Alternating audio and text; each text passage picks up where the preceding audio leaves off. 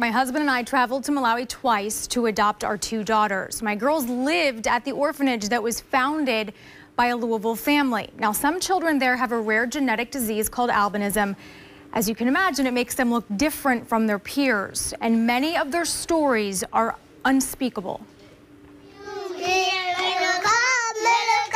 The kids you see here with albinism aren't necessarily at the children's home because they're orphans. They're here because it's the only place they can stay safe. Right now in Malawi, there's so many killing with people with albinism. And it's really sad because people, they're believing that once the people with albinism have been killed, they can use their bones so that they can take it to the witch doctors. According to Amnesty International, Malawian criminals believe the body parts of people with albinism can bring fortune and luck. There's a price on their heads, and they believe that if they can dismember one of the children, have their bones, that it will cure them. It's really heartbreaking. We have now rescued 7 children, and they have very sad stories. We have a little boy, his name is Harrison. He had a twin brother, and they're in the village with their mom.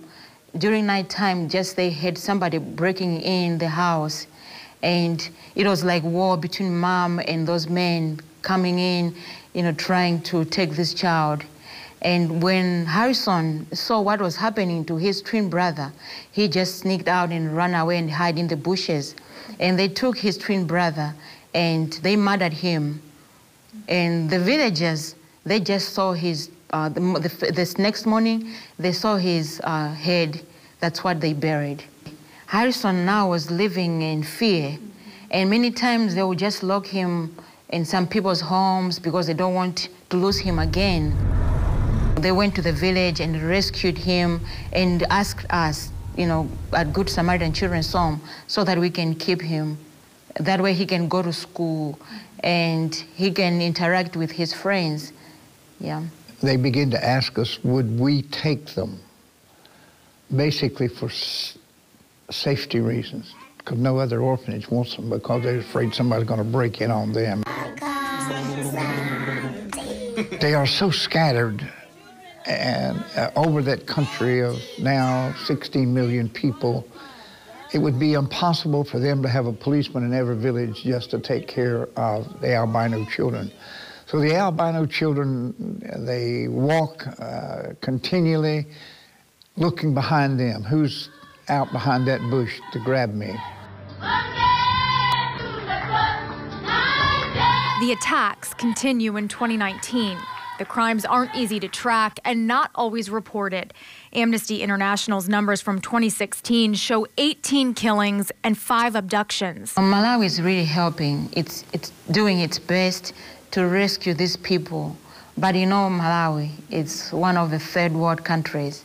It's hard for us to find the lotion for the kids. It's really expensive.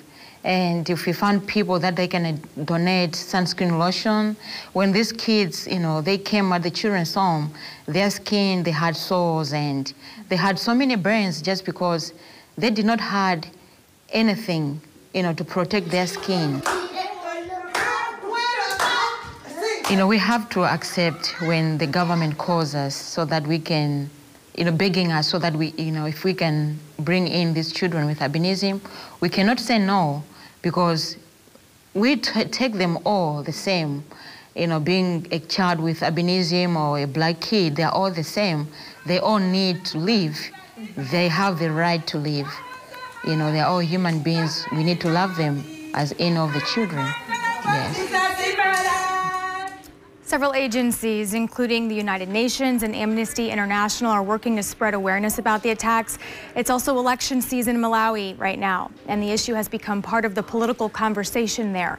I've posted more information on WLKY.com, including more about my time in Malawi. Christina Mora, WLKY News.